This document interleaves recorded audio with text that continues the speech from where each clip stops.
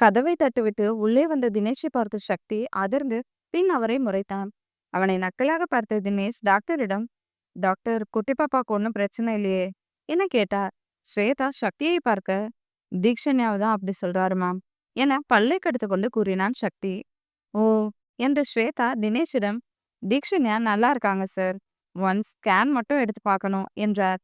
அப்போ நாங்க இன்னைக்கே குட்டி பாப்பாவை வீட்டுக்கு கூட்டி போலாம் தானே என தினேஷ் கேட்க, அவரை சக்தி வெறிகொண்டு முறைத்தான். இல்ல சார், மினிமம் 10 நாளாவது தீக்ஷன்யா ஹாஸ்பிட்டல்ல இருந்தே ஆகணும். அவ கழுத்துலயும் தலையிலயும் பலமான காயம். வீட்டுக்கு கூட்டிட்டு போனாலும் சரி வராது. கொஞ்சம் அட்ஜஸ்ட் பண்ணி இங்கேயே இருங்க என்றார் ஸ்வேதா. இல்லங்க, நாங்க நர்ஸ் வச்சு கூட பாத்துக்கிறோம் என தினேஷ் சொல்லவும், மிஸ்டர் தினேஷ், உங்ககிட்ட பணம், பதவி, ஆள்பலம் இருக்குதா? அதுக்காக நீங்க நினைக்கிறது தான் நடக்கணும்னு எதையும் பேசாதீங்க அண்ட் கேட்காதீங்க. அவ ஹாஸ்பிட்டல்ல இருக்கிறதுல உங்களுக்கு என்ன பிரச்சனை? நீங்களே நாளைக்கு ஊருக்கு தானே கிளம்பி போறீங்க. அப்புறம் என்ன? தேவையில்லாத வேலையில மூக்கு நுழைக்காதீங்க என ஆத்திரமாக கூறினான் சக்தி. சக்தி என தினேஷ் பல்லை கடித்த, சக்தி தேவ் என அதே போல கூறினான் சக்தி. அவனிடம் பேசி பிரயோஜனம் இல்லை என நினைத்த தினேஷ் டாக்டரிடம், டாக்டர், அவளை வீட்டுக்கு கூட்டு போக முடியாதா? கண்டிப்பா இங்கேதான் இருந்தாகணுமா என கேட்டார். கண்டிப்பா 2 நாளாவது ஹாஸ்பிட்டல்ல இருந்துதான் ஆகணும் சார். 10 நாள் ஹாஸ்பிட்டல்ல இருந்தா தினமும் அவளை செக் பண்ண ஈஸியா இருக்கும். இல்லைன்னா நீங்க தினமும் கூட்டிட்டு வந்து பார்க்க வேண்டியமா இருக்கும் என்றார் ஸ்வேதா. ஓகே, 2 நாள் குட்டி பாப்பா இருப்பா, அதுக்கு மேல முடியாது. இங்க இருந்தா அவளுக்கு பேஷண்ட் ஃபீல் வரும். அவளை பத்தி அக்கு வேறா ஆணி வேறா தெரிஞ்சு உருகுற என் பையன்கிட்ட கொஞ்சம் சொல்லி புரிய வைங்க என சொல்லிவிட்டு பட்டுன அங்கிருந்து சென்று விட்டார் தினேஷ். அதை கேட்டு சக்தி சிலையென நிற்க, அவன் தோளை அழுத்திய ஸ்வேதா, சக்தி, உன்னோட அப்பாவுக்கு சந்தேகம் வந்துடுச்சுன்னு நினைக்கிறேன் என்றார். இல்ல மேம், அவரு கன்ஃபார்ம் பண்ணிட்டாரு என உறுதியாக கூறினான் சக்தி. இனிமேல் என்ன நடக்கும் சக்தி? உன் அப்பா உனக்கு சப்போர்ட் பண்ணுவாருன்னு நினைக்கிறியா? அவரே எனக்கு பிடிக்காது தான் மேம். ஆனா என்ன அவருக்கு பிடிக்கும். கண்டிப்பா எனக்கு துணையா இருப்பாருன்னு தோணுது. அவர் மேல நான் வச்ச நம்பிக்கை இதுவரைக்கும் குறைஞ்சது கிடையாது. அதே மாதிரி தீ விஷயத்திலயும் நம்பிக்கை வைக்கிறேன். பார்க்கலாம் என்ன நடக்குதுன்னு என்றான் சக்தி. சூப்பர் சக்தி, உங்க அப்பாவை சம்மதிக்க வச்சுட்டாவே தீ உனக்கு தான் என குதூகலமாக கூறினார் ஸ்வேதா.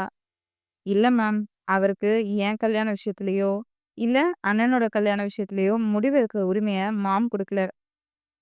அவர் என் சந்தோஷத்துக்காக தீய கல்யாணம் பண்ண ஒத்துக்கிட்டாலும் மாம், சந்தோஷ் மாமா 2 பேரும் கண்டிப்பா ஒத்துக்க மாட்டாங்க. மாமா அவங்க எடுத்த முடிவுல உறுதியா இருக்காங்க. என் கல்யாணம் தீ கூட நடக்கணும்னா தீ என்ன காதலிச்சா மட்டும்தான் உண்டு என்று சக்திக்கு தெரியவில்லை. அவனே விருப்பப்படாமல் தீக்ஷண்யாவுடன் கட்டாய கல்யாணம் நடக்கப் போகிறது என்று. மனச தளர விடாத சக்தி. தீக்ஷண்யா இப்பதான் சின்ன பொண்ணு. அவளுக்கு இன்னும் வயசு இருக்கு. காலமும் நேரமும் எப்பவும் ஒரே மாதிரி இருக்கணும்னு அவசியம் இல்லை இல்லையா? எல்லாம் மாறும்னு நம்புவோம் என்றார் ஸ்வேதா. பார்க்கலாம் மேம். நீங்க இப்ப வீட்டுக்கு கிளம்பணுமா மேம்? ஆமா சக்தி. சினிமா ஷூட்டிங் போற டைம் ஆச்சு. அதுக்குள்ள நான் வீட்ல இருக்கணும். டாக்டர் ரேணு கிட்ட தீக்ஷண்யாவோட ரிப்போர்ட் அனுப்பி எல்லாமே சொல்லியிருக்கேன். அவங்க அவள பார்த்துப்பாங்க. இது உங்க மாமாவோட ஹாஸ்பிட்டல் தானே. அதனால நர்ஸ் ஒருத்தர அரேஞ்ச் பண்ணிக்கோங்க. உங்க அப்பா சொன்னது கூட ஒரு விதத்துல சரிதான். இங்க இருந்தா பேஷண்ட் ஃபீல் தான் வரும். அதுக்கு வீட்ல உங்க கூட இருந்தா அவ மனசு கொஞ்சம் அமைதியா இருக்கும்னு தோணுது என்றார் ஹேண்ட்பேக்கை எடுத்து தோளில் மாட்டியபடியே. Okay ma'am. நானும் இன்னும் 2 நாள்ல பூனே கிளம்பிடுவேன். டைம் கிடைச்சா அமெரிக்கா வரேன் என்றான் சக்தி. நான் இனிமேல் அமெரிக்கா போறதா இல்ல சக்தி. என் மாமனார் இங்கே இருன்னு சொல்லி ஃபீல் பண்றாரு. அவருக்காகவும் என் பையனுக்காகவும் இங்கே தான் இருக்க போறேன். செங்கல்பட்டுல தான் சொந்த வீடு இருக்கு. டைம் கிடைக்கும்போது வா என்றார். இந்த முறை முடியாது மேம். நெக்ஸ்ட் டைம் வந்தா கண்டிப்பா வரேன் என்றான் சக்தி. சரி சக்தி, தீக்ஷன்யாவை நல்லா பாத்துக்கோ. அவ சின்ன பொண்ணு. பிசிக்கலா அவகிட்ட அத்துமீறாத. 10 நாளைக்கு கண்டினியூஸா செக்கப் கூட்டிட்டு வந்து செக் பண்ணி பார்த்து சொல்லு என்றார் ஸ்வேதா. ஓகே மேம், அதெல்லாம் அத்தம்மா பார்த்துப்பாங்க என சக்தி சொல்லவும் அவனை அணைத்து விடுவித்து அவன் நெற்றியில் முத்தமிட்டு அங்கிருந்து சென்றார் ஸ்வேதா. சக்தியும் அங்கிருந்து அனைவரும் இருக்கும் இடத்திற்கு வந்தவன் தூரத்தில் இருந்த தினேஷை பார்த்து முறைத்தான். பங்கு, உன் பையன் உன்னை விட முரடனா வருவான் போல. எப்ப பாரு முகத்தை உருன்னு வச்சுக்கிட்டு உன்னை மறைச்சு பார்த்துக்கிட்டே இருக்கான். உனக்கு காண்டே ஆகலையா என ஹரிஷ் கேட்டார். ஹரிஷ், வசந்த், பாண்டியா, தினேஷ் நால்வரும் ஒரு ஓரமாக நின்று இருக்கவும் தனக்கு சற்று தூரத்தில் நின்று தன்னையே முறைத்து பார்க்கும் மகனை பார்த்து சிரித்தார் தினேஷ். என்னடா நான் கேள்வி கேட்டா நீ சிரிக்கிற? என ஹரிஷ் அழுதுக்குள்ள, மச்சி உனக்கு புரியலையா? அவன் சிரிப்புக்கு அர்த்தமே, நானே பெரிய முரடன். என் பையன் என்ன விட மோசமா தான் இருப்பான்னு சிம்பாலிக்கா சிரிச்சு மழுப்புறான் என்றார் பாண்டியா. அப்படியா? அப்போ உன் பையனுக்கு என் பொண்ணு கிடையாதுப்பா என வசந்த் சட்டென சொல்லவும், உன் பொண்ணு என் பையனுக்கு வேண்டவே வேண்டாம். என் பையனே அவனுக்கு பிடிச்ச பொண்ண பார்த்துப்பான் என்றார் தினேஷ். என்ன பங்கு இவ்ளோ உறுதியா சொல்ற? நீ சொல்றத பார்த்தா உன்ன மாதிரியே கல்யாணம் பண்ணிட்டு வந்து நின்னு பொண்டாட்டிய கொடுமைப்படுத்துவானா என ஹரிஷ் கேட்க, அவரை வெறிகொண்டு முறைத்த தினேஷ், என் பையன் அப்படி ஒன்றும் இல்ல. முதல்ல நானே என் பொண்டாட்டிய ஒரு சில விஷயத்த தவிர கஷ்டப்படுத்தினதே கிடையாது. நான் வளர்ந்த விதம் வேற, சக்தி வளர்ந்த விதம் வேற. நமக்கு எங்கடா பொண்ணுங்க ஃப்ரெண்ட்ஷிப் இருந்தது. சக்திக்கு பாரு, ரேவதி மீனான்னு 2 பொண்ணுங்க ஃப்ரெண்டா இருக்காங்க. அவங்க கிட்ட நல்லா பேசுறா. அதுவும் நம்ம கிட்ட பேசுறத விட கொஞ்சம் உரிமையாவே பேசுறா என்றார். மச்சி, ஒரு சின்ன திருத்தம். நம்ம கிட்ட இல்ல, எங்க கிட்ட என்றார் பாண்டியா சீரியஸாக. அவர் முதுகிலேயே ஓங்கி எடுத்த தினேஷ், என் மேல என் பையனுக்கு பாசம் இருக்கு. அத காட்ட தான் உனக்கு தெரியல. இப்ப நாங்க சண்டை போடுறது கூட ஒரு ஃபீல் மச்சி. இதெல்லாம் யாருக்கும் கிடைக்காது. ஏன்னா அவர் சொன்னாலும் சக்தி பேசவில்லை என்ற ஏக்கம் இருக்கத்தான் செய்தது. அதை நண்பர்கள் மூவரும் உணரதான் செய்தனர். அவரை திசை திருப்புவதற்காக, "சரி மச்சி, உன் பையனுக்கு என்ன மாதிரி பொண்ணு மனைவியா வரணும்னு நெனைக்கிற?"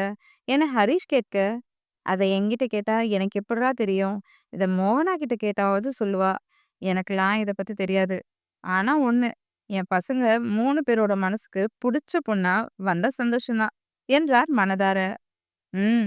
ஆல்ரெடி சாகிக்கு பொண்ணு ரெடில தான் இருக்கு. சக்தி வியானுக்கு மட்டும் பார்த்தா போதும். வியானுக்கு கூட சாய்ரா இல்லன்னா வந்தனாவ கேட்கலாம். ஆனா சக்திக்கு வெளியில தான் இருக்கணும்னு நெனைக்கிறேன்" என்றார் ஹரிஷ். "இப்ப எதுவும் முடிவு பண்ண வேணாம் ஹரிஷ். நடக்கும்போது எல்லாம் தானா நடக்கும்" என அழுத்தமாக கூறினார் தினேஷ். "ஏன் தினேஷ்? வந்தனாவ வியானுக்கு கட்டி வைக்க உனக்கு சம்மதம் இல்லையா?" என பட்டென வசந்த் கேட்டுவிட்டார். "அப்படி இல்ல மச்சி. வந்தனாவுக்கு வியான் செட் ஆக மாட்டான்னு மனசுக்கு தோணுச்சு. அது மட்டும் இல்லாம வியான் ஊர் ஊரா சுத்துறான். ஏன்னா அவனோட வேலையும் ப்ரொஃபஷனும் அப்படி. ஆனா வந்தனா உலகமே தெரியாத சின்ன பொண்ணு. அவளுக்கு நம்ம ஊர்லயே இருக்க மாதிரி வாழ்க்கைய அமைச்சு கொடுக்கணும். பெரிய இடத்துல இருந்தாவே போட்டி பொறாம அதிகமா இருக்கும். வியானுக்கு இப்பவே கேர்ள் ஃபேன்ஸ் அதிகம். அதான் சொல்றேன். வந்தனா வேணான்னு. நான் ஏன் சொல்றேன்னு உனக்கு புரியும்னு நினைக்கிறேன்" என்றார் தினேஷ். புரியுது மச்சி. இருந்தாலும் என் பொண்ணுங்க யாரோ ஒருத்தராவது உன் வீட்டுக்கு மருமகளா அனுப்பணும்னு ஆசை என்றார் வசந்த். நடக்குமா என்னன்னு தெரியல. பார்க்கலாம் மச்சி என்றார் தினேஷ். ஏன்டா இப்பவே கல்யாணம் வரைக்கும் போறீங்க? எப்படியா இருந்தாலும் சாகிக்கு தான் முதல்ல கல்யாணம் பண்ணுவீங்க. அவனுக்கு கல்யாணம் ஆகணும்னா தீக்ஷிக்கு 20 வயசாவது ஆயிருக்கணும். அப்படி பார்த்தா இன்னும் 6 வருஷம் இருக்கு. அதுக்குள்ள சாகிக்கு 32 வயசு, வியானுக்கு 30 வயசு, சக்திக்கு 29 வயசு ஆயிடும். ஸோ அப்ப 3 பேருக்கும் வாழ்க்கைனா என்னன்னு ஒரு புரிதல் வரும். அப்போ அவங்களே அவங்களுக்கு பிடிச்ச துணைய சந்திப்பாங்க. நம்மளும் அவங்க வயச கடந்து தானே வந்திருக்கோம். நம்ம பசங்களுக்கும் எல்லாம் புரியும். இப்போதைக்கு இத பத்தி பேச வேண்டாம். யாழி, சாய்ரா, ஐஸ்வர்யா, ஷன்வின்னு பொண்ணுங்க 4 பேர் இருக்காங்க. இவங்கள பத்தி யோசிங்க. நல்ல இடத்துல மாப்பிள பார்த்து கட்டி வைங்க. பசங்க எப்பவும் நம்ம கூட தான் இருப்பாங்க. ஆனா பொண்ணுங்க தான் நம்மள விட்டு வேற வீட்டுக்கு போவாங்க. அவங்களோட கல்யாணத்த தான் நம்ம பார்த்து பார்த்து பண்ணணும் என்றார் பாண்டியா. அதை கேட்டு மூவருக்குமே அது சரியென்று படவும், சரி என தலையாட்டி, "மச்சி, நான் உன்கிட்டயும் ஹரிஷ் கிட்டயும் ஐஸ்வர்யாவ பத்தி பேசணும். இப்ப வேண்டாம், வீட்டுக்கு போய் பேசிக்கலாம்" என்றார் தினேஷ். ஹரிஷுக்கு எதை பற்றி பேசப் போகிறார் என தெரியும் என்பதால் அமைதியாக இருக்க, பாண்டியா புரியாமலேயே சரி என தலையசைத்தார். அவரை தேடி வந்த கயல், "அப்பா, இவ்ளோ நேரமா இங்கே நின்னுட்டு இருக்கீங்க. என்னதான் அப்படி பேசிட்டு இருப்பீங்க? எங்களோட வாங்க" என அவர் கையை பிடித்து இழுத்தாள். "கையிலு, அம்மா கூட போய் இரு, நான் வரேன்" என பாண்டியா சொல்லவும், "அப்பா, நோ. நீங்க இப்படிதான் தினமும் சொல்வீங்க. ஆனா தூங்குனதுக்கு அப்புறம் தான் வருவீங்க. வாங்கப்பா. இப்படி எங்கேயாவது வந்தா தான் எங்களோடவே இருப்பீங்க. இப்போ இங்கேயும் இவங்க கூடவே இருக்கீங்க. அங்கிள், அப்பாவ என் கூட வர சொல்லுங்க அங்கிள்" என மூவரையும் பார்த்து பொதுவாக கூறினாள் கயல். "கயல்" என பாண்டியா சிரிக்க, மற்ற மூவரும் சிரித்து, "டேய், ஏன்டா பொண்ண ஏங்க வைக்கிற? போ. இப்பதான் பொண்ணுங்கள பத்தி எங்களுக்கு சொல்லிட்டு இருந்த. நீயே அத சரியா கடைபிடிக்கிறது இல்லையா?" என வசந்த் கேட்டார். "ஒர்க் பிரஷர் அதிகமாச்சு. என்னதான் ஜீவா கம்பெனிய பாத்துக்கிட்டாலும் சின்ன பையன் தானே. எல்லாத்தையும் அவன் தலையிலே கட்டக்கூடாது. அதான் அவனுக்கு ஹெல்ப் பண்றதுல வேலையிலே முழுகி 2 பேருமே வீட்ட மறந்துருவோம். தினமும் கயல் ஃபோன் பண்ணுவாளா? இப்ப சொன்னேன்ல, அதே மாதிரி அம்மா கூட இரு, வரேன்னு சொல்லிட்டு கால கட் பண்ணிடுவேன். என சிரித்தார் பாண்டியா. முதல்ல குடும்பம் மச்சி, அதுக்கப்புறம் தான் எல்லாமே. ஓ! உன் பொண்ணு ஆசையா கூப்பிடுறா. என தினேஷ் சொல்லவும், கயலுடன் நிவி பிரகாஷ் இருக்கும் இடத்திற்கு வந்த பாண்டியா, என்னடி எதுக்கு இவ்வளோ அனுப்பி வச்சு என்ன இங்க வர வச்ச? என மனைவியிடம் கேட்டார் பாண்டியா. அத உங்க பொண்ணுகிட்டயே கேளுங்க. பார்க்க தான் ஒண்ணும் தெரியாதவ மாதிரி இருக்கா. எத பார்த்தாலும் சின்ன குழந்தை மாதிரியே கேட்கிறா. என மகளை முறைத்துக் கொண்டு கூறினார் நிதி. ஏண்டி அவ்ளோ முறைக்கிற?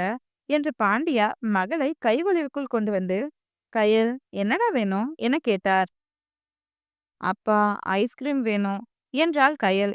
அதை கேட்டு பாண்டியா நிவியை பார்க்க, வாங்கி கொடுங்க. அப்புறம் தீக்ஷனை பக்கத்துல இவளுக்கு ஒரு பெட் போட வேண்டியதுதான் என கோவமாக கூறினார் நிவி. அது ஏன் இவ்ளோ கோவமா சொல்ற? கொஞ்சம் பொறுமையா சொல்லலாம்ல நிவி. அப்பா பொறுமையா சொன்னாலும் அவ கேட்கவே மாட்டேங்கிறா. ஒரு குழந்தை ஐஸ்கிரீம் சாப்பிட்டு இருக்கும்போது அதை பார்த்துட்டு குழந்தை மாதிரி இவளும் வேணும்னு கைய கால ஆட்டி கேட்கிறா என்றான் ஜீவா. என் பொண்ணு குழந்தை தாண்டா என்ற பாண்டியா கயலிடம். கயல் அப்பா சொன்னா கேப்பதானே. ஐஸ்கிரீம் உனக்கு வேணாண்டா. உனக்கு ஃபிட்ஸ் வந்துடும். அப்புறம் அம்மா அப்பா அண்ணா 3 பேரும் இதே மாதிரி ஹாஸ்பிட்டல்ல நின்னுட்டு அழுதுட்டு இருப்போம் என்றார். அப்பா எனக்கு வேணாம்ப்பா. சில்லுன்னு கூட வாங்கி கொடுங்களேன் என்று கெஞ்சலாக கண்ணை சுருக்கி அழகாக கேட்கவும், நிவி பாண்டியா ஜீவா மூவருக்கும் வேண்டாம் என சொல்லவே மனம் வரவில்லை. சரி கயல், அப்பா வாங்கி தரேன். ஆனா இப்போ இல்ல. எல்லாரும் வீட்டுக்கு போவோம்ல, அப்ப வாங்கிட்டு போலாம் என்றார். அப்பா அப்போ நிறைய வாங்குங்க என கயல் சொல்லவும், எதுக்குடி எல்லாத்தையும் தின்னு ஒரேடியா ஹாஸ்பிட்டல்ல கிடக்கவா என நிவி அவள் மண்டையில் கொட்டினார். அம்மா வலிக்குது. எல்லாம் நானே சாப்பிட இல்ல. அந்த குட்டி பாப்பா நிஷா இருக்கால்ல, அவளுக்கு. அப்புறம் இன்னும் நெறைய அக்காங்க இருக்காங்கல்ல, அவங்களுக்கும் தரணும்ல. நான் மட்டும் எப்படி தனியா சாப்பிட முடியும்? என்றாள் பாவமாக. அதை கேட்டு மகளை அணைத்துக் கொண்ட பாண்டியா, அவ சொல்ல வர்றது கூட கேட்காம பொண்ணு அடிக்கிறதே வேலையா வச்சிருக்கடி என நிவியை முறைத்தார். அதில் கயல் அவரை பார்த்து பழிப்பு காட்டவும், ஜீவா நிவி இருவரும் சிரித்து விட்டனர். அதன் பின்பு தீக்ஷண்யாவுடன் இருவர் மட்டும் இருக்கலாம் என நர்ஸ் சொல்லிவிட்டு செல்லவும், வீட்டில் இனியா நிஷா சாய்ரா மூவரும் தனியாக இருப்பதால் நம்மை சந்தோஷ் இருவரையும் தீக்ஷண்யாவுக்கு துணையாக விட்டுவிட்டு மற்றவர்கள் அனைவரும் ஹரிஷின் வீட்டிற்கு வந்தனர். வரும் வழியில் கயலின் ஆசைப்படி ஐஸ்கிரீம் வாங்கவும் தவறவில்லை பாண்டியா. ஹாஸ்பிட்டலிலிருந்து வந்த அனைவரையும் இடுப்பில் கை வைத்து வில்லி போல முறைத்து கொண்டிருந்தாள் நிஷா. அவளை பார்த்து அனைவரும் சிரிக்க, தாதா பாத்தி நோ ஸ்மைலிங். நிஷா குட்டி சம்மத்து பொண்ணா. அம்மாவா நீனு அப்பா சித்தி த கோயிங். அம்மா தான் நிஷா குட்டி குட் கேர்ள் பொண்ணா. அம்மா நிஷா குட்டி பூவாவா. அப்பா சித்தா பேட். தூரா மாமாவும் பேட் பையா என்று கூறி அனைவரையும் குட்டி கண்ணால் முறைத்தாள் நிஷா. ஏ நிஷா டார்லிங், நான் நல்ல பையன். நான் தான் உன்னை கல்யாணம் பண்ணிக்க போறேன். அதனால என்ன பேட் பையா சொல்லக்கூடாது என அவளை தூக்கி கொண்டான் யாத்ரா. தூரா மாமா பேட் பையா என நிஷா மீண்டும் சொல்லி அவன் முடியை பிடித்து ஆட்ட, என் நிஷா டார்லிங் என்ன பண்ணாலும் எனக்கு வலிக்காது என அவள் முகம் முழுவதும் முத்தமிட்டான் யாத்ரா. பா மா தூரா மாமா எச்சி பையா என நிஷா அழகாய் சிரித்து அவன் செய்தது போல யாத்ரா முகத்தில் எச்சில் செய்து வைத்தாள். அதை பார்த்து அனைவரும் சிரிக்க, எல்லாரும் போய் குளிச்சுட்டு வாங்க, ஹாஸ்பிட்டல்ல இருந்து வந்திருக்கோம். டே யாத்ரா, அவளை விட்டுட்டு போய் குளிச்சுட்டு வந்து தூக்கு கொஞ்சு. இனியா நிஷாவை கூட்டு போமா என்றார் கீதா. இனியா எதுவும் பேசாமல் நிஷாவை தூக்கி கொண்டு செல்ல, இனியாவுடன் சென்ற நிஷா அனைவரையும் திரும்பி முறைத்து பார்த்து, நிஷா குட்டி ஆல் மெம்பர்ஸ் டூ விட்டா என்றாள்.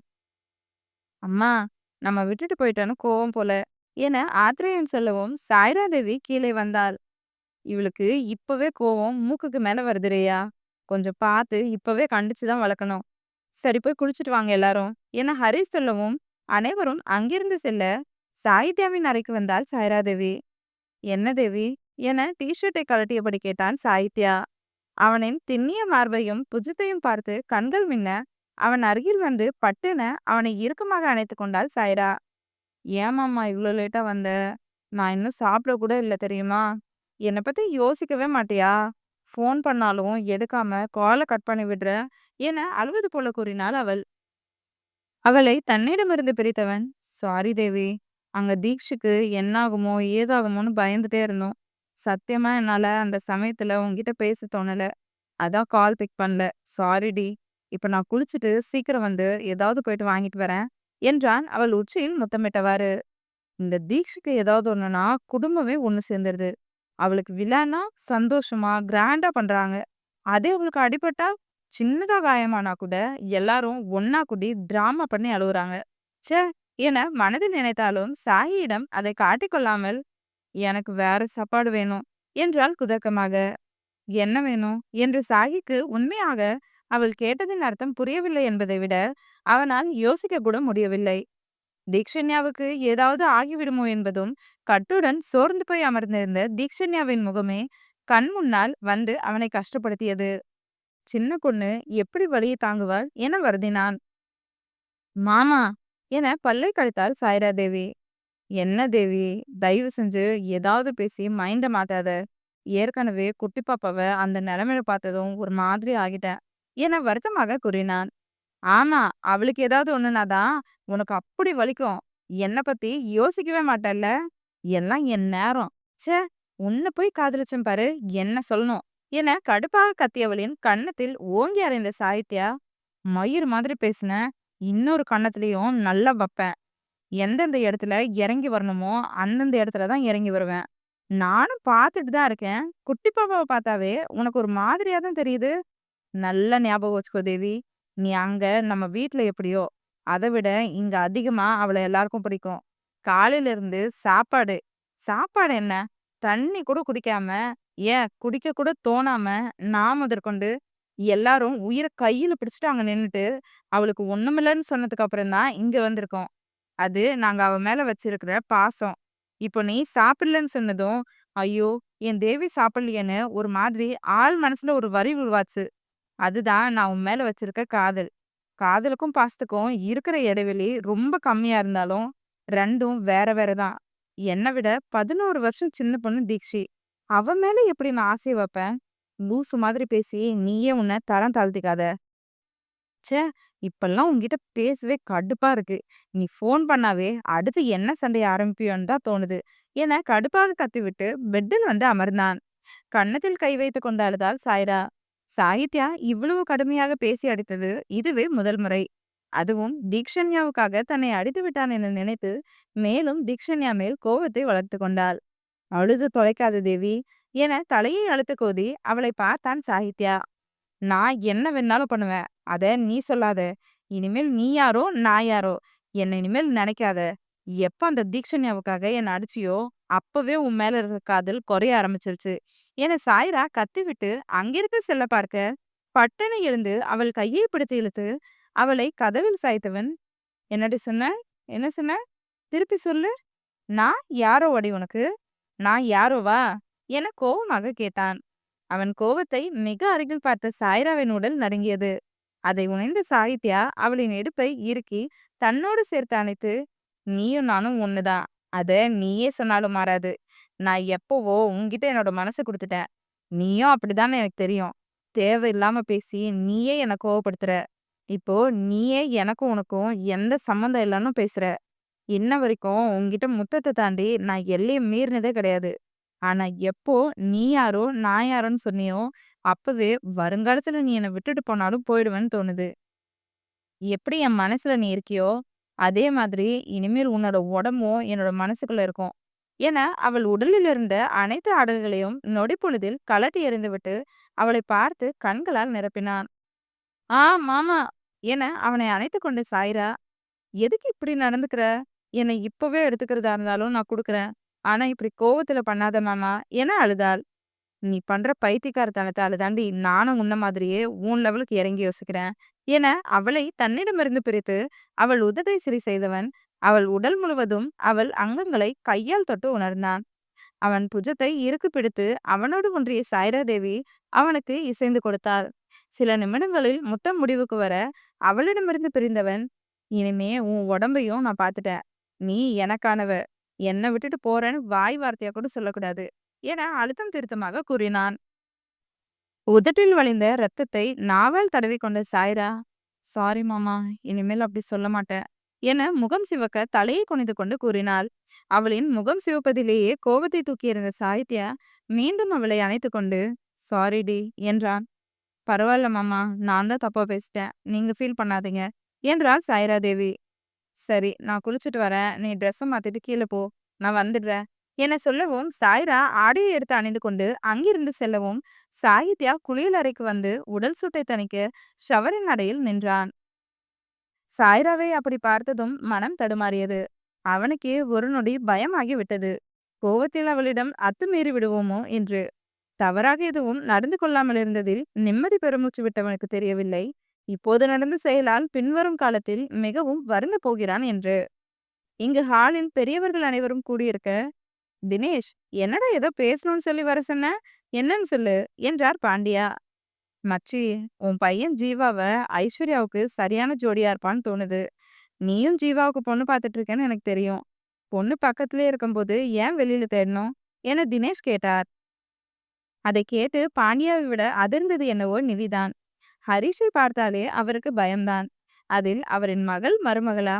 இதுக்கு ஹரிஷ் ஒத்துக்கொண்டாரா என நினைக்க மேலும் பயம் வர கணவனின் கையை இறுக்கமாக பிடித்து கொண்டார். அவரை கவனித்துக் கொண்டிருந்த ஹரிஷ் தினேஷ் இருவருக்கும் வருத்தமாக இருந்தது. பாண்டியா, எனக்கு கூட ஜீவா ஐஸ்வர்யாவை நல்லா பார்த்துப்பான்னு தான் தோணுது. அது மட்டும் இல்ல, ஐஸ்வர்யாவை வெளியே கட்டி கொடுக்க எனக்கு விருப்பம் இல்ல. அதான் என் ஃப்ரெண்டு உன் வீட்டுக்கே மருமகளை அனுப்பணும்னு நான் ஆசைப்படுறேன். உனக்கும் உன் மனைவிக்கும், முக்கியமா ஜீவாவுக்கும் விருப்பம் இருந்தா மேற்கொண்டு பேசலாம். இங்க எல்லாருக்கும் சம்மதம் தான். ஏன்னா நாங்க இந்த முடிவை எடுத்து ஏற்கனவே வச்சிருந்தோம். ஆத்ரேயன் கல்யாணம் முடியணும்னு தான் ஐஸ்வர்யா கல்யாண பேச்சை எடுக்காம இருந்தோம் என்றார் ஹரிஷ். டே மச்சி, எனக்கும் ஐஸ்வர்யா மருமகளா வர்றது சந்தோஷம்தான். என் பொண்டாட்டி தான் உன்னை பார்த்தாவே பயப்படுறா என்றார் பாண்டியா. அதை கேட்டு நிவியை பார்த்த ஹரிஷ், நிவி, ரியலி சாரிமா, நான் உன்னை எதுவும் பண்ண மாட்டேன், தயவு செஞ்சு என்னை பார்த்து பயப்படாத, உனக்கு விருப்பம் இருந்தா சொல்லு, பிடிக்கலனா வேண்டாம் என்றார். ஐயோ அண்ணா, எனக்கு ஐஸ்வர்யாவை ரொம்ப பிடிக்கும். உங்களை பார்த்தா கொஞ்சம் பயம்தான். இருந்தாலும் பசங்க வாழ்க்கை நல்லா இருக்கணும்னா சில விஷயத்த மாத்திக்கிறதுல தப்பு ஒன்றும் இல்லை. ஒரு நிமிஷம் இருங்க, நான் ஜீவாவை கூப்பிடுறேன் என ஜீவாவுக்கு கால் செய்து வர சொன்னார். நிவியின் பதிலில் கீதா ஹரிஷ் இருவரும் புன்னகைக்க, மாமா, சன்வி ஐஸ்வர்யா கல்யாணத்தை ஒரே மேடையில பண்ணலாமா என மோகனா கேட்டார். நான் அந்த ஐடியாவில தான் பாப்பா ஐஸ்வர்யா கல்யாண பேச்ச ஆரம்பிச்சேன். பொறுமையா இரு, பசங்க அவங்க விருப்பத்தை சொல்லட்டும் என்றவர். நான் சொல்றது சரிதானம்மா என சரோவிடம் கேட்டார் தினேஷ். சரியா சொன்ன தினேஷ், முந்திக்கிட்டு எதையும் யோசிக்க கூடாது. நம்ம உன்னை நினைக்கும் போது பசங்க உன்னை நினைப்பாங்க. அவங்க தான் வாழ போறவங்க. அதனால அவங்க விருப்பம் கேட்டுட்டு முடிவெடுக்கிறது தான் நல்லது என்றார் சரோ. அதை கேட்டு அனைவரும் புன்னகைக்க, ஃப்ரெண்டும் ஃப்ரெண்டும் சம்மதியாக போறீங்க என கிண்டல் செய்தார் வசந்த். நீயும் வேணும்னா உன் பையனை என் பொண்ணுக்கு கொடுத்துரு என பாண்டியா சொன்னதும், ஐயோ வேணாண்டா சாமி, உன் பொண்ணு இப்போதான் குழந்தை மாதிரி இருக்கா, குழந்தைய போய் என் பையன் எருமை மாடு தலையில கட்டி வைக்கிறதா என வசந்த் கிண்டலாக சொல்லவும் அவரை முறைத்தார் காயத்ரி. என்னடா உன் பையனை நீயே இப்படி கழுவி ஊத்துற? ஆமா, இந்த ராணா உதயா 2 பேரும் ரொம்ப நேரமா காணுமே, எங்க போயிட்டாங்க என மாயவன் கேட்க, உதயா சக்தி கூட போனான்னா, ஆனா சக்தி திரும்பி வரும்போது உதயா வரல. ராணாவை நான் காலையில இருந்தே பார்க்கல என்றார் அகில். அவன் சென்னை கிளம்பி போயிட்டான்னா, காலையில நேரமாவே கிளம்பிட்டான் என்றார் காயத்ரி. ஓ என மாயவன் தலையசைக்க, அம்மா, எது கூப்பிட்டீங்க என கேட்டபடி வந்தான் ஜீவா. ஜீவா, இப்படி வந்து உட்காரு என நிவி அவர் பக்கத்துல இருந்த இடத்தை காட்டவும் அங்கு வந்து அமர்ந்த ஜீவா, என்னம்மா, நீங்க பண்ற பில்டப்லாம் ஓவரா இருக்கு, என்ன விஷயம் என அனைவரையும் பார்த்தபடி புரியாமல் கேட்டான். ஜீவா, அம்மா உனக்கு ஒரு பொண்ணு பார்த்துருக்கேன், எனக்கும் அப்பாவுக்கும் பொண்ணு பிடிச்சிருக்கு என்றார் நிவி. ஓ சூப்பர்மா, அந்த பொண்ணுக்கும் என்ன பிடிச்சிருந்தா எனக்கு ஓகேதாம்மா என அடுத்து அவர் என்ன கேட்பார் என்பதை அறிந்து கூறினான் ஜீவா. அவன் சொன்னதை கேட்டு அனைவரின் முகமும் மலர, ஜீவா, பொண்ணு யாருன்னு தெரிய வேணாமா, உங்க அம்மா செலக்ட் பண்ணா போதுமா என மோகனா கேட்டார். அம்மா செலக்ஷன் எப்பவுமே சூப்பரா தான் அத்தை இருக்கும். எனக்கும் கையிலுக்கும் எது சரி எது தப்புன்னு அம்மா அப்பாவுக்கு தான் தெரியும். அவங்க காட்டுற பொண்ணு எப்படி இருந்தாலும் நான் கல்யாணம் பண்ணி அவளை நல்லாவும் பார்த்துப்பேன் என்றான் ஜீவா. அவன் சொன்னதை கேட்டு ஹரிஷ் கீதாவின் மனம் குளிர்ந்தது. அண்ணா, ஜீவா ஓகே சொல்லிட்டான், நீங்க ஐஸ்வர்யா கிட்ட கேட்டு பாருங்களேன் என்றார் நிவி.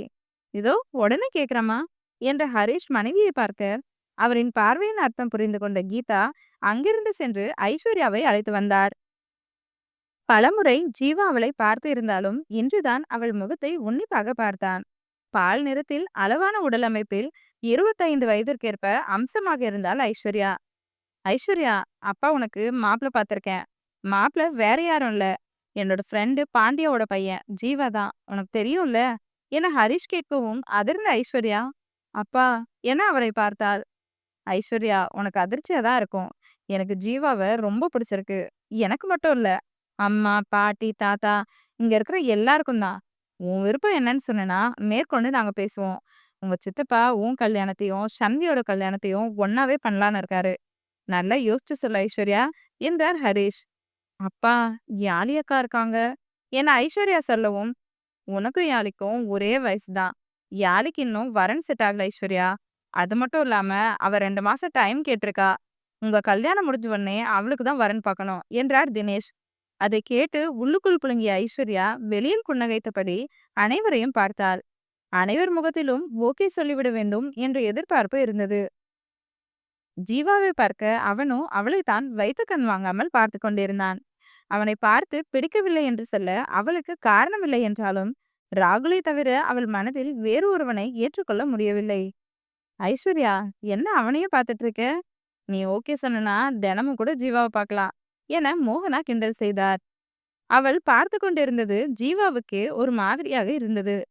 மோகனாபுரம் திரும்பிய ஐஸ்வர்யா, கிண்டல் பண்ணாதீங்க சித்தி என முயன்று கண்ணீரை கட்டுப்படுத்தி கொண்டு கூறியவள் ஹரிஷிடம், அப்பா, உங்க முடிவுதான் என்னோட முடிவும் என சொல்லிவிட்டு இங்கு இருந்தால் அழுந்து விடுவோமோ என பயந்து அங்கிருந்து ஓடிவிட்டாள். அவள் வெட்கத்தில் ஓடுகிறாள் என அனைவரும் நினைத்த அடுத்தடுத்த விஷயங்களை கலந்து பேச ஆரம்பிக்க அறைக்கு வந்து கதவை தாளிட்டு வாயை பொத்தி கொண்டு அழுத ஐஸ்வர்யா சில நிமிடம் அழுது தீர்த்துவிட்டு போனை எடுத்து ராகுல் என்ற எண்ணிற்கு டயல் செய்தாள். கடைசி ரிங்கில் காலை அட்டன் செய்த ராகுல், யா ஐஸ்வர்யா சொல்லு, என்ன இந்த டைம்ல கால் பண்ணிருக்க என கேட்டான். ராகுல், எங்க வீட்டுல எனக்கு மாப்பிள்ளை பார்த்துட்டாங்க என ஐஸ்வர்யா அழுது கொண்டே கூறினாள். Wow, super Aishwarya, congratulation. ஆமா, நீயே ஒரு மாதிரி பேசுற, என் மாப்பிள்ளைய உனக்கு பிடிக்கலையா என ராகுல் கேட்க, ராகுல் தெரிஞ்சுக்கிட்டே பேசாத. ஐ லவ் யூ ராகுல். என்னால வேற ஒருத்தரை கல்யாணம் பண்ணிக்கணும்னு யோசிக்க கூட முடியல. அம்மா அப்பாவை கஷ்டப்பட வைக்க வேண்டாம்னு தான் ஓகே சொல்லிட்டு வந்திருக்கேன் என்றாள் ஐஸ்வர்யா. லிசன் ஐஸ்வர்யா, உன்னோட ஸ்டேட்டஸ் வேற, என்னோட ஸ்டேட்டஸ் வேற. என்னதான் நீ பெருந்தன்மையா உங்க வீடு சின்னதா இருந்தாலும் பரவாயில்லன்னு அன்னை தெரசா மாதிரி பேசினாலும் என்னால உன்னை லவ் பண்ண முடியாது. அதுக்கு முக்கியமான 2 காரணம். என் தங்கச்சிங்களுக்கு நான் ஒரு நல்ல வாழ்க்கையை அமைச்சு கொடுக்கணும். இன்னொன்னு, என்னவே நினைச்சு தினம் தினம் வாழ்ந்துட்டு இருக்க எனக்காகவே 12 வருஷமா காத்துக்கிட்டு இருக்க என் மாமா பொண்ணுக்கு துரோகம் பண்ண முடியாது. நான் உன்னை ஃப்ரெண்டா தான் அப்பவும் பார்த்தேன், இப்பவும் பார்க்கறேன், இனிமேலும் பார்ப்பேன். சாரி ஐஸ்வர்யா, உன் மனசை நான் டிஸ்டர்ப் பண்ணிட்டேன்னு தெரியுது. ஆனாலும் என்னால உன்னை லைஃப் பார்ட்னரா ஏத்துக்கவே முடியாது. Please, I love Swathi. அவளை தவிர வேற ஒருத்திய என்னால யோசிக்க கூட முடியாது. உனக்கு உங்க வீட்டுல நல்ல வாழ்க்கை அமைச்சு கொடுப்பாங்க. சந்தோஷமா அதை ஏத்துட்டு வாழ ஆரம்பி. இனிமே எனக்கு கால் பண்ணாத என சொல்லிவிட்டு பட்டென காலை கட் செய்து விட்டான். அவன் சொன்னதையெல்லாம் கேட்டு சிலையாகி போனாள் ஐஸ்வர்யா. இதுவரை அவன் தன்னை வேண்டாம் என சொன்னதற்கு வேறு காரணம் இருக்கும் என நினைத்து கொண்டிருந்தாள். ஆனால் வேறு ஒருவளை மனதில் நினைத்து கொண்டிருந்ததால் தன்னை தான் வேண்டாம் என்று சொல்கிறான் என அவள் துளியும் யோசித்திருக்கவில்லை. இன்று ராகுல் பேசியதெல்லாம் கேட்டு அவளுக்கு அழுகையை தாண்டிய கோபம் அவள் மேலே வந்தது. மனதளவில் உடைந்து விட்டாள். என்ன இருந்தாலும் 3 வருடமாக ஒரு தலையாக காதலித்தாள் அல்லவா? அதுவும் கல்லூரி காதல். இன்று அந்த காதலே வேண்டாம் என அவன் முகத்தில் அணிந்தார் போல பேசவும் அவளுக்கு உலகமே தலைகீழாக சுற்றுவது போல தெரிந்தது. ஐஸ்வர்யா காதலனை நினைத்து அழுது கொண்டிருக்க அவளுக்கு இன்னும் 2 வாரத்தில் நிச்சயம், அதற்கு அடுத்த வாரம் திருமணம் என சன்வி மித்ரன் திருமணத்தின் தேதியிலேயே ஐஸ்வர்யா ஜீவபிரகாஷ் திருமணமும் வைத்துக் கொள்ளலாம் என பெரியவர்கள் அனைவரும் பேசி முடிவெடுத்து விட்டனர்.